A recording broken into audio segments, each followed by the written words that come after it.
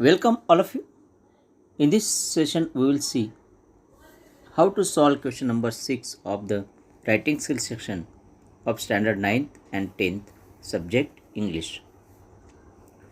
नमस्कार विद्यार्थी मित्रांनो, आज आपण इयत्ता 9वी आणि 10वी इंग्रजी विषयाच्या प्रश्नपत्रिकेतील प्रश्न क्रमांक 6 सोडवणार आहोत. त्याकरता हा व्हिडिओ संपूर्ण बघा. तसेच आज प्रथमच जे विद्यार्थी माझे चॅनलवर व्हिडिओ पाहत असतील त्यांनी चॅनल सबस्क्राईब केले नसेल तर त्यांनी चॅनल सबस्क्राईब करा.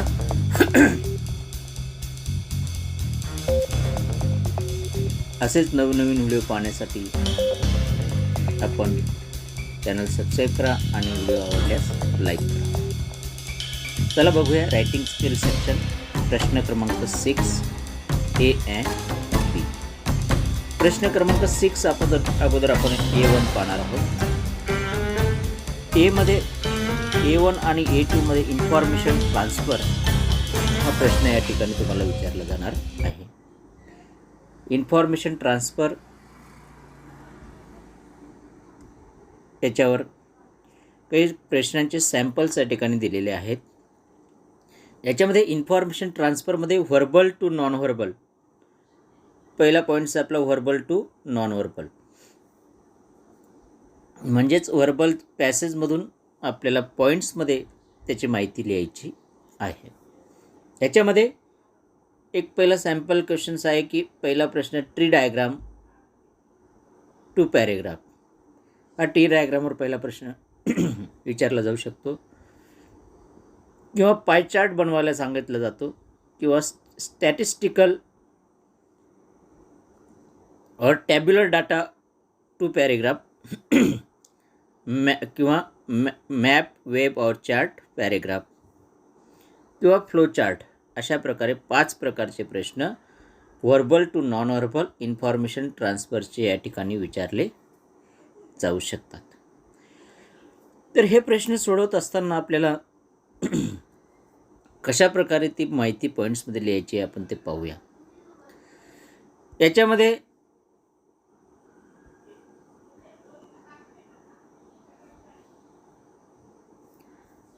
Tree diagram question number 1 sample आपण त्याचं question number 1 prepare a tree diagram by using given information about the vitamins. आता ह्या ठिकाणी पॅसेज म्हणजे व्हर्बल पॅसेज दिलेला आहे. या व्हर्बल पॅसेजवरनं आपल्याला माहिती नॉन व्हर्बलमध्ये लिहायची आहे. त्यामध्ये पहिल्यांदा आपण पॅसेज संपूर्ण रीड करून घेऊया. There are in all types of vitamins, vitamin A, B, C and D. You will get vitamin A from milk, butter and eggs. Vitamin B is derived from meat and eggs. Fruits and vegetables will provide a vitamin C, and D can be obtained from fish oil and of course sunlight. A lack of any of the above 4 vitamins may cause certain disease and ailments. Lack of vitamins A may result in blindness. Insufficiency of vitamin B gives rise to disorder of the nervous system, and a different supply to vitamin C can cause skin diseases. Bone diseases are likely to occur in absence of vitamin D. म्हणजेच हा passage विटॅमिन्सवर आहे. या ठिकाणी already आपल्याला माहिती दिलेली आहे की विटॅमिन्स म्हणून मुख्य पॉईंट्स याचा टाईप्स ऑफ विटॅमिन्स या ठिकाणी येईल. टाईप्स ऑफ विटॅमिनवर आपल्याला ट्री डायग्राम बनवायचा आहे. How many types of vitamins are there? There are 4 types vitamins. There are 4 types A, B, C, D. मग पहिल्यांदा आपल्याला 4 टाईप्स या ठिकाणी लिहायचं. Vitamin A, vitamin B, vitamin C and vitamin D. Then their function. Vitamin A, what is the function of vitamin A? Vitamin A कशापासून मिळते? You will get vitamin A from milk, butter and eggs. Vitamin A आपल्याला milk, butter and eggs पासून मिळते. Vitamin B is derived from meat and eggs. Vitamin C fruits and vegetables, हे fruits and vegetables. आणि vitamin D can obtain from fish and vegetable and sunlight, of course fish oil and sunlight. अशा प्रकारे या ठिकाणी vitamins A, B, C, D कशापासून मिळतं ते आपण पाहतो. त्याच्यानंतर याचा काय परिणाम होतो, results of lack of vitamins. या ठिकाणी दिलेलं अ लॅक ऑफ व्हिटॅमिन्स. याचा व्हिटॅमिनचा रिझल्ट्स काय आहे, ए व्हिटॅमिनची कमतरता असेल तर ब्लाइंडनेस या ठिकाणी येतं. A can cause certain diseases. A lack of above 4 vitamins may cause certain diseases and ailments. Lack of A may result in blindness. हे असेल तर त्याचा blindness. Second, B gives rise disorder to a nervous system, nervous सिस्टीमला disorder. आणि third C is skin diseases. And fourth one is bone diseases. तुम्हाला त्या ठिकाणी संपूर्ण माहिती ही पॅसेजमध्येच दिलेली असेल, बोन डिसीजेस. अशा प्रकारे याचे लॅक ऑफ डिसिजनचे काय परिणाम होतात ते आपण या ठिकाणी पाहिले आहे. हे पहिलं एक्झाम्पल आहे. सेकंड आहे त्याच्यामध्ये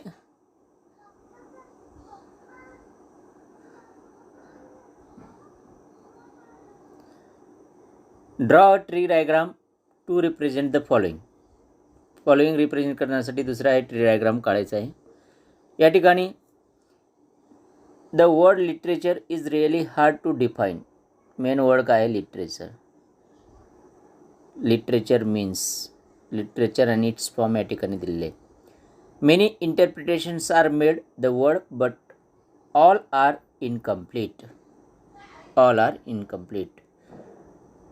सम opinion that literature is the mirror of life. Literature म्हणजे काय, the mirror of life.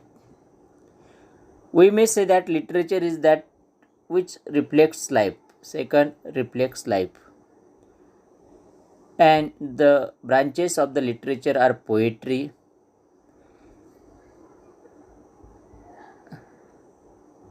and third one is mirror of life and criticism of life. याचे लिटरेचर म्हणजे mirror of life, reflects of life आणि criticism of life. मग त्याच्यानंतर branches of literature या ठिकाणी दिलेले आहेत. The branches of literatures are first poetry, then drama, then novel and short stories. त्याच्यानंतर पुन्हा यांच्या स्ट्रॅटेजीज दिलेल्या असतील. Poetry is of two kinds. पोएट्रीचे किती प्रकार दिलेले आहेत, 2. Imaginative and realistic. पोएट्रीचे 2 प्रकार आहेत. Drama is either a comedy और a tragedy. That's all. Drama is also 2 types. Novels are also many kinds. एक historical novels, psychological, realistic, scientific and regional असे नॉवेलचे प्रकार आहेत. आणि then short story is that one of which stands very close to life in spite of a little space. आणि short story stands close to life and life as a little scope. अशा प्रकारे tree diagram दुसऱ्या पॅसेजवर आपण बनवू शकतो. त्याच्यानंतर या ठिकाणी तुम्हाला सॅम्पल क्वेश्चन्स दिलेले आहेत. तुम्ही सॅम्पल क्वेश्चन्स या ठिकाणी लिहून घेऊ शकतात. आणि ते या ठिकाणी हा ट्री डायग्रामचा क्वेश्चन आहे. या ठिकाणी मुख्य पॉईंट्सवर तुम्ही ट्री डायग्राम बनवू शकतात. याच्यामध्ये बनवताना सेम अगोदर there are many different kinds of musical instrument. तर या ठिकाणी पॉईंट येईल काइंड्स ऑफ म्युझिकल इन्स्ट्रुमेंट. हा ठिकाणी हा पॉईंट आहे, काइंड्स ऑफ म्युझिकल इन्स्ट्रुमेंट. ठीक आहे. त्याच्यानंतर they are divided into 3 main classes. हा kinds of instrument divided into 3 main classes. 1, 2, 3 classes. They are called wind instrument. पहिला आहे wind instrument. Some of these are said to be the wood wind family. आणि हे वूडविंड फॅमिलीमधून wood instrument आहे. त्याचं example आहे woodwind instruments are the flute, clarinet and horn. ते 3 याचे flute, clarinet and horn आपण या ठिकाणी लिहू शकतो. ठीक आहे. त्याच्यानंतर there are also various other wind instruments such as mouth organ. Mouth organ एक इन्स्ट्रुमेंट आहे. The bagpipe, some instrument are played by banging or striking them. Instruments are called percussion instrument. The last big groups of musical instrument have straight, and there are 2 kinds of stringed instrument. Examples and harp and the guitar, the violin and cello. अशा प्रकारे इन्स्ट्रुमेंटचे प्रकार या ठिकाणी दिलेले आहेत. Musical इन्स्ट्रुमेंटवर तुम्ही tree diagram काढू शकतात. तो ट्री डायग्राम आपण अगोदर बघितल्याप्रमाणे त्या ठिकाणी योग्य मॅप काढून तुम्ही याची प्रॅक्टिस प्रश्नपत्रिकेवर किंवा आपल्या उत्तरपत्रिकेवर करू शकतात. अशा प्रकारे दुसरं एक सॅम्पल आहे या ठिकाणी ट्री डायग्रामचं. Read the extract and draw tree diagram, main points supporting to details. या ठिकाणी काही एक्झाम्पल्स तुम्हाला दिलेले आहेत. तुम्ही तुमच्या नोटबुकमध्ये सोडून घेऊ शकतात. ठीक आहे. या ठिकाणी सर्व पॉईंट्स तुम्ही बघा.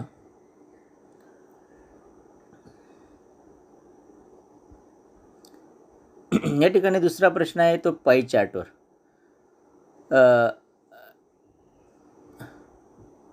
या ठिकाणी पाई चार्ट आहे.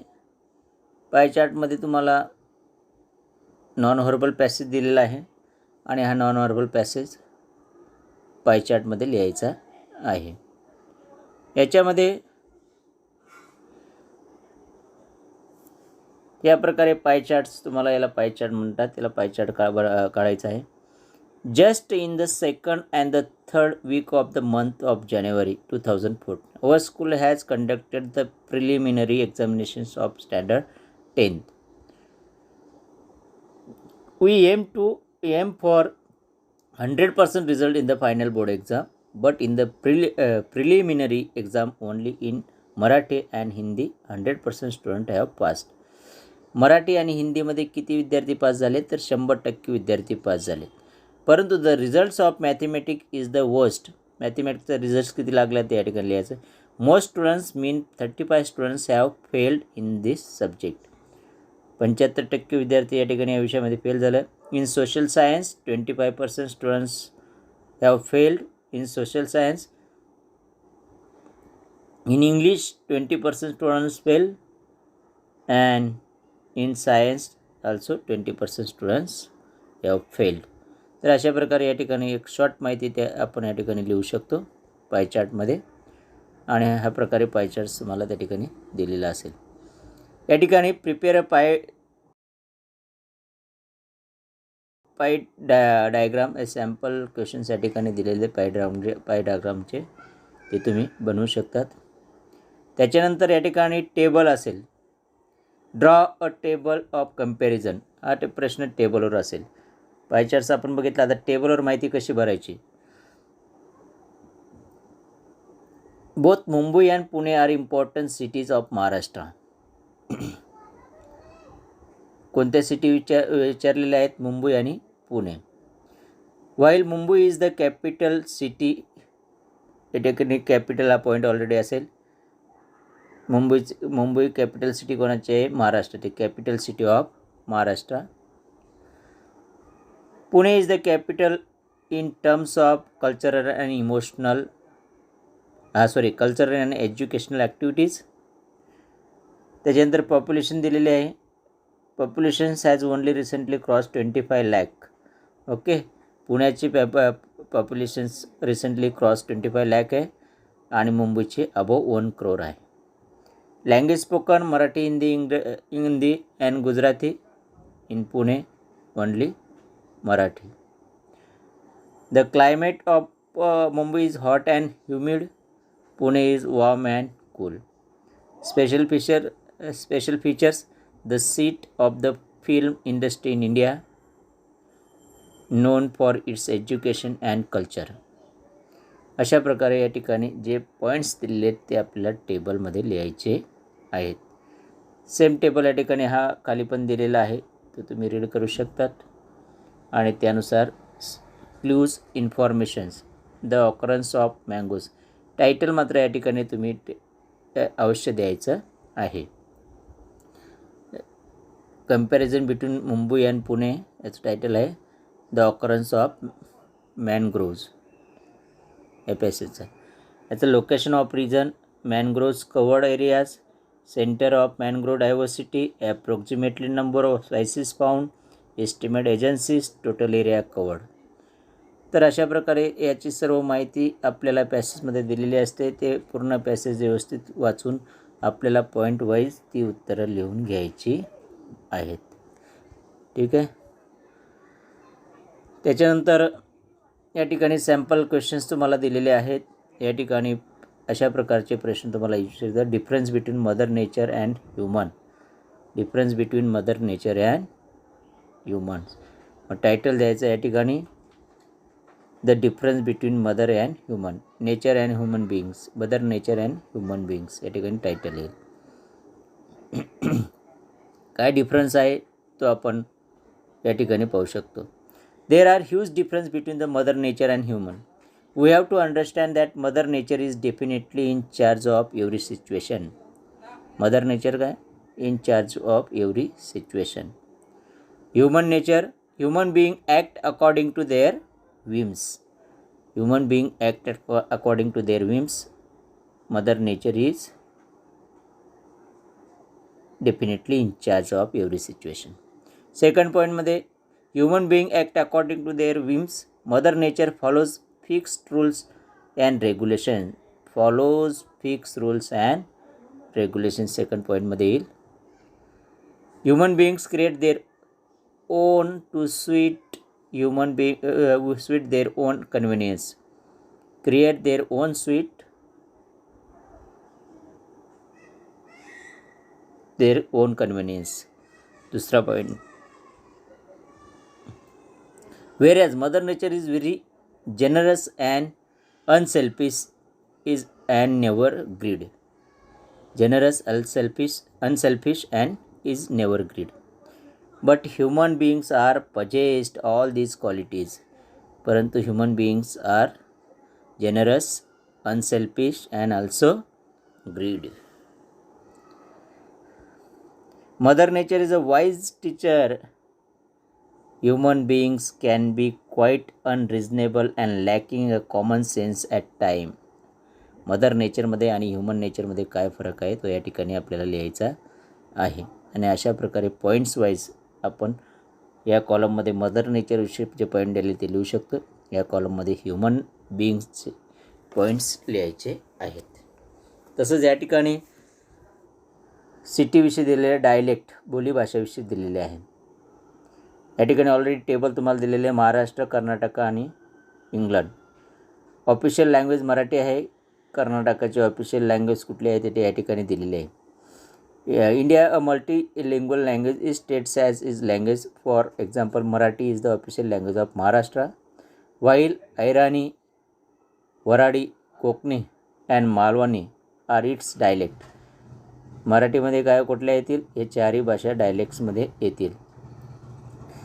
Several languages in India are spoken but do not have any script. Without script आहे. In कर्नाटका, कर्नाटकामध्ये कन्नड भाषा बोलली जाते. कर्नाटकामध्ये कन्नड भाषा बोलली जाते. Kannada is the official language. Tulu is spoken Karnataka but has no script in. There is no script या ठिकाणी येईल, विदाऊट स्क्रिप्ट. इन इंग्लंड, इंग्लंडची official language English is the official language.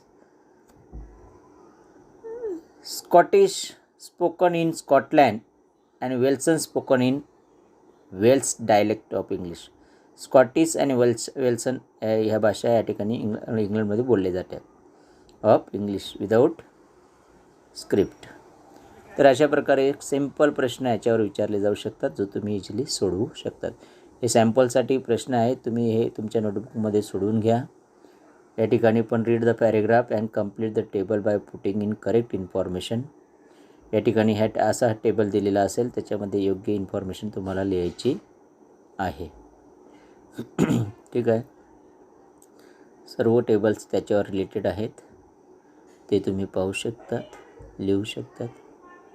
अशा प्रकारे या ठिकाणी information transfer non verbal to verbal. आता बघूया पहिले आपण verbal, non verbal to verbal. आता बघूया पहिले आपण व्हर्बल टू नॉन व्हर्बल पाहिले. म्हणजेच आता तुम्हाला या प्रश्नामध्ये B1मध्ये तुम्हाला हा टेबल दिलेला असेल आणि त्याच्यावरनं तुम्हाला पॅसेज लिहायचा आहे. Features of an iPhone. म्हणजे हा पॅसेज कशावर आहे? आयफोनवर आहे. त्याचे features of iPhone and iPad, याचे वैशिष्ट्य काय आहेत, दोन्ही त्याचं हे केलं. An iPhone is basically a smartphone. IPhone कसा आहे? आयफोन हा बेसिकली स्मार्टफोन आहे. Whereas iPad is a tablet PC. IPad is a tablet PC. हे पॉईंट्स जे दिलेले आहेत, ते पॉईंट्स आपल्याला प्रत्येक पॉईंट्स वाक्यामध्ये एक्सप्लेन करून लिहायचे आहेत. दोघांचा डिफरन्स, त्यालाच आपण व्हर्बल असे म्हणतात. हे व्हर्बलचा आन्सर आहे.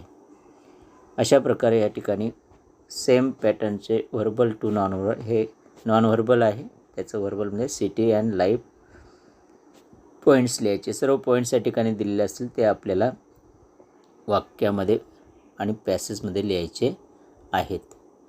अशा प्रकारे हा नॉन व्हर्बल टू व्हर्बलचा क्वेश्चन आहे. सेम पॅरेग्राफ आहे, हा आपण या ठिकाणी एक्सप्लेन करून दाखवलेला आहे. Mister Shah and mister Patel, two neighbours. या ठिकाणी अशा प्रकारे या ठिकाणी सॅम्पल्स प्रश्न दिलेले आहेत, तुम्ही ते सोडवू शकतात. तुमच्या नोटबुकमध्ये हे लिहून घ्या, सराव करण्याचा प्रयत्न करा. अशा प्रकारे A1 आणि A2 हे संपूर्ण क्वेश्चन्स या ठिकाणी दिलेले आहेत, ते आपण सोडवा. या व्हिडिओविषयी तुमचं मत काय आहे ते नक्की कॉमेंट्स बॉक्समध्ये लिहा.